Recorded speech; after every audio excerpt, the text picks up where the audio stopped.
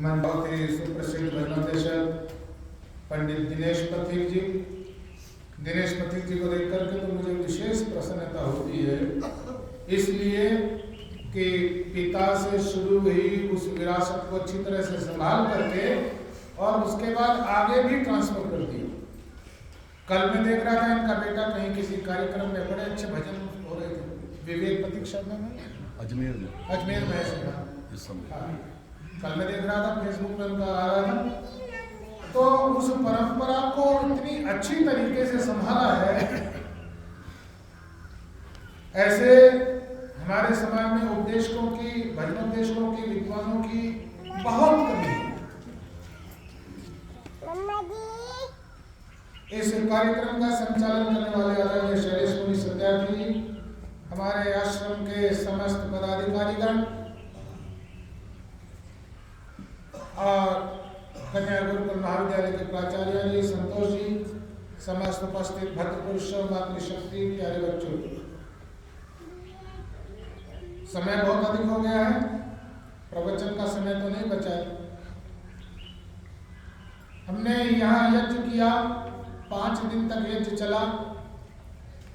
देव पूजा, संगतिकरण, दान, इसकी भी विस्तृत व्याख्याएं आपने सुनी। जब तक जीवन में यज्ञ को नहीं अपनाएंगे तब तक जीवन अधूरा रहेगा, गोते खाते रहेंगे भवसागर में। भवसागर से यदि पार उतरना है तो भवसागर से पार उतरने के लिए यह जो यज्ञ है ये नौका है। भगवान राम को सरयू के पार जाना था तो नाविक की सहायता ली, नाविक ने, केवट ने नाव से पार कराया। ये वही नौका है जिस नौका के द्वारा हम संसारों के सागर से पार हो सकते हैं। एक समय ऐसा था हमारे देश में जब प्रत्येक व्यक्ति प्रतिदिन दोनों समय यज्ञ करता था।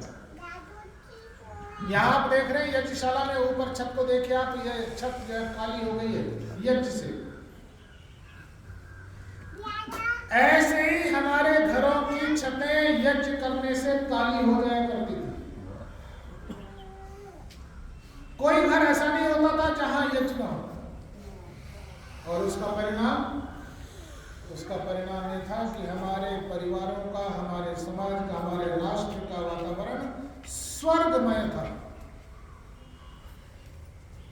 आपस में ऐसी प्रेम की गंगा यहां पर बहती थी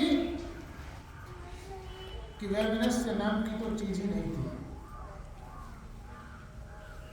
राजा से लेकर के रंक तक अपनी अपनी आर्थिक स्थिति के अनुसार सब इसको अपनाते थे, लेकिन हमने इसका परित्याग कर दिया। मैं यहाँ केवल छोटा सा संदेश देने के लिए आपको बात कर रहा हूं, क्योंकि उपदेश के लिए भी समय नहीं है।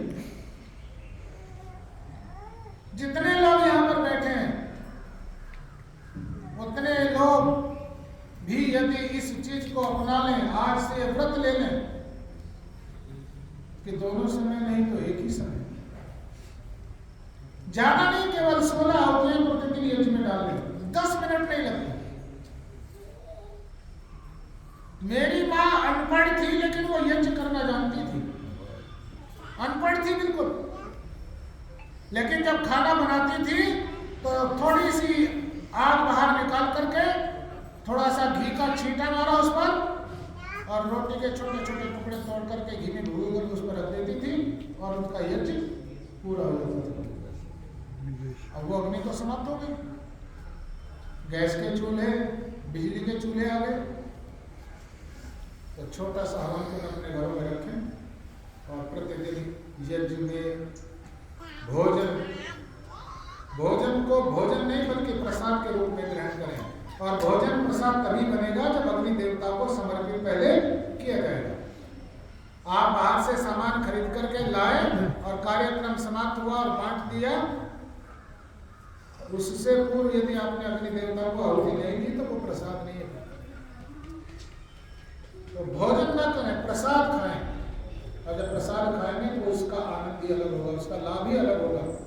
ये आपका शरीर जो पूरी तरह से रोगी हो चुका है, ये भी निरोगी होगा, स्वस्थ हो गया। तो यही छोटा सा निवेदन था मेरा। मैं बहुत अधिक चर्चा नहीं करना चाहता, इस समय का अतिक्रमण करना उचित नहीं है। ओम शांति।